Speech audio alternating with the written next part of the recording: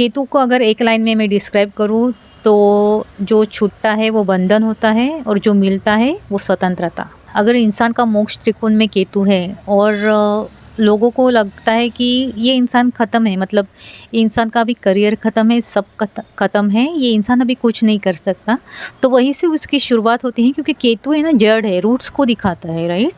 तो वो रूट्स को लेकर ही चलेगा, पर वो आगे ज़रूर बढ़ेगा। तो जिनका भी मोक्ष त्रिकोण में केतु है, वो लोग जहाँ पर ख़त्म होते हैं वहीं से उनकी ग्रोथ होना चालू होती है। और ये दुनिया को ग्रोथ नहीं दिखती है, क्योंकि वो रूट्स से ग्रो कर रहे होते हैं, राइट। तो लोगों को लगता है ये इंसान ख़त्म हो गया है, पर आगे जाके वो इंसान इतनी तरक्की करता है कि लोगों को लगता है कि ये तो हमें पता ही नहीं था।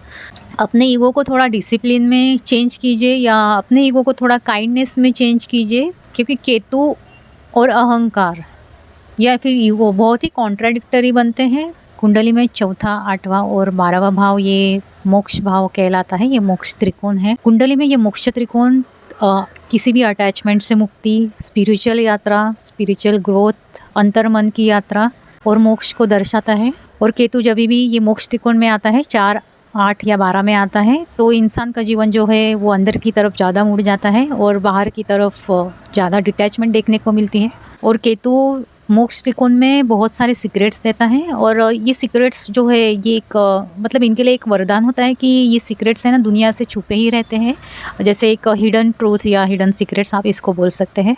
अगर केतु आपके मोक्ष त्रिकोण में है, 4, 8 या 12 में है, तो आपको एक चीज़ तो समझनी है कि अहंकार बिल्कुल भी नहीं रखना है, ईगो नहीं रखना है, डाउन टू अर्थ रहना है, अंतर्मन की यात्रा करती रहनी है। तो ऐसे इंसान को पहले ये समझना चाहिए कि आपको भटकना नहीं है।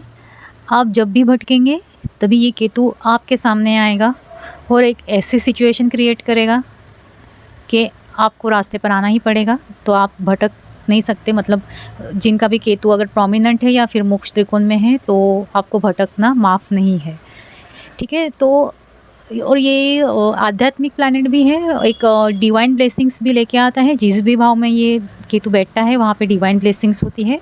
और केतु जिस भी भाव में होता है उस भाव रिलेटेड सैक्रिफाइस भी बताता है।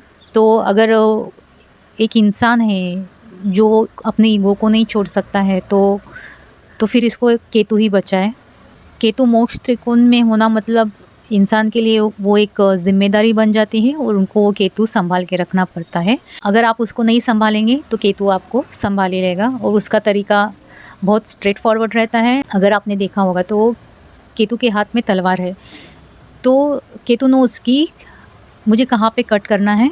तो बेटर है कि केतु आपको सिखाए, खुद सीखे कि आप कहाँ भटके हैं, कहाँ ईगो आपका आया है, कहाँ अहंकार आपको आया है। और ऐसे इंसान ने ज़िंदगी में किसी को नीचा नहीं दिखाना है।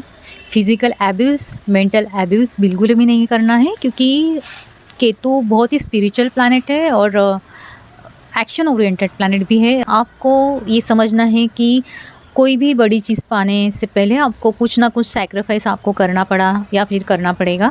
जो भी लोग सेटल है, करियर में सेटल है या अपने जीवन में पूरी तरह से सेटल है, वो मेरी बात से ज़रूर रिलेट करेंगे कि जो लोग भी ऊंचे पोस्ट पर है या ऊंचाई पर पहुँचे हैं और जिनका भी केतु अगर मोक्ष त्रिकोण में है, तो ऐसे लोग ना सैक्रिफाइस के बिना वहाँ तक नहीं पहुँच पाए हैं। और इनका सैक्रिफाइस भी बहुत बड़ा होता है, छोटा मोटा सैक्रिफाइस नहीं होता है, क्योंकि केतु छोड़ना सिखाता है। जितना पकड़ोगे उतना केतु आपको और तकलीफ दे सकता है। और केतु ना रिसर्च को भी दर्शाता है। तो अगर मोक्ष त्रिकोण में आपका केतु है तो आप ज़रूर एक केतु ड्राइवन व्यक्ति ही होंगे। आप कोई भी एक रिसर्च में काम कर सकते हो, क्योंकि केतु रिसर्च में बहुत अच्छे रिजल्ट देता है। केतु जड़ है, ठीक है। तो केतु जब भी काटता है, उनके हाथ में एक तलवार रहती है, राइट। तो केतु जब भी काटता है वो पूरी जड़ से काटता है। अगर चौथे भाव में केतु है तो चौथा भाव किसका है? सुख का है, माता जी का है, और घर का है, घर के एनवायरनमेंट का है, और गाड़ी का है। तो 4th हाउस में जब भी केतु आता है तो ये अपनी माता जी से एक इमोशनल डिटैचमेंट या इमोशनल डिस्टेंस को दर्शाता है। तो केतु 4th हाउस में घर का सुख कम मिलना, माता जी से ऐसे कुछ इनको दुख हो सकते हैं जो ये दुनिया को नहीं बता सकते या किसी के साथ शेयर नहीं कर सकते। कितने भी प्रॉपर्टी हो और कितना भी कंफर्ट हो, उसके भोग में ये कमी ला सकता है। ऐसे इंसान को है ना घर से बाहर ज़्यादा टाइम स्पेंड करना बहुत अच्छा लगता है, पर ना अंदर ना इनको रेस्टलेसनेस लगती है, थोड़ी बहुत तो लगती है। और इनका माइंड बहुत स्पिरिचुअल होता है, डीप होता है। ये डीप स्पिरिचुअल माइंड के लोग होते हैं और इनको एस्ट्रोलॉजी में, ऑकल्ट में बहुत इंटरेस्ट होता है। और ये 4th हाउस ये मन का भी भाव है। काल पुरुष के अनुसार ये कर्क राशि आते हैं यहाँ पर। तो ऐसे इंसान को समझना चाहिए कि आप बाहर जो शांति ढूंढ रहे हैं वो आपके अंदर ही है। तो यही इसकी सीख है कि शांति आपको बाहर नहीं मिलेगी, शांति आपको अपने अंदर ही मिलेगी। केतु 8वें भाव में, तो 8वां भाव एक ट्रांसफॉर्मेशन लेकर आता है और एक रहस्यमय जीवन को भी दर्शाता है। तो केतु ऑलरेडी एक रहस्यमय प्लैनेट है, तो इनका जीवन बहुत रहस्यमयी हो सकता है। कुछ हिडन ट्रूथ, कुछ हिडन फैक्ट्स इनको पता हो सकते हैं जो ये दुनिया के साथ नहीं शेयर करते हैं, या कुछ गुप्त विद्या इनको पता हो सकती है। ये तांत्रिक का भी एक भाव है, तो केतु अष्टम भाव में एक तांत्रिक विद्या को भी दर्शाता है और अष्टम भाव ऑकल्ट एस्ट्रोलॉजी को भी दर्शाता है। तो ये लोग उस फील्ड में भी बहुत अच्छा कर सकते हैं। देखो, केतु जब भी अष्टम भाव में होता है तो इसका अर्थ है कि जन्म जन्मांतर के कर्म का शोध ये इंसान करने लगता है। ये इंसान अपना लाइफ का पर्पस ढूंढता है। और काल पुरुष के अनुसार अष्टम भाव ये वृश्चिक राशि का आता है। मतलब ये केतु है जो मंगल की तरह काम करता है, और ये जब भी अष्टम भाव में आता है तो ये एक आप बोल सकते हैं कि ये एक रौद्र रूप में भी हो सकता है अपने, और एक योद्धा बना सकता है इंसान को, और ये सक्सेस भी दे सकता है। इनका इंट्यूशन बहुत ही पावरफुल होता है और साइकिक पावर भी बहुत ही ऊंचे लेवल की होती है। और अष्टम भाव के केतु वाले इंसान को आप चाहे नरक वाली सिचुएशन में डालो या दुनिया के कौन से भी कठिन से कठिन सिचुएशन में डालो, तो ये इंसान वो क्राइसिस में भी या वो संकट में भी एक फियरलेस की तरह काम करता है, एक बोल्डनेस लाता है ये केतु इंसान में। इनके नेगेटिव पॉइंट्स ये है कि ये ट्रांसफॉर्मेशन का भाव है, तो ये सडन अप्स एंड डाउन्स ला सकता है, या फिर अगर इनको फेम मिलेगा तो बहुत ऊंचे लेवल का फेम मिलेगा। कभी कभी इनकी लाइफ इनको रोलर कोस्टर भी लग सकती है। इनको ट्रस्ट इश्यूज भी बहुत रहते हैं। अष्टम भाव देखो हिडन है, तो इनको फिजिकल या कोई शारीरिक पेन भी दे सकता है। ये फिजिकल पेन के डिसीजेस को भी दर्शाता है, या फिर इनको कुछ ऐसे हेल्थ प्रॉब्लम्स हो सकते हैं जो मिस्टीरियस है और जो डॉक्टर्स डायग्नोस नहीं कर पा रहे हैं, ऐसे भी प्रॉब्लम्स इनको हो सकते हैं।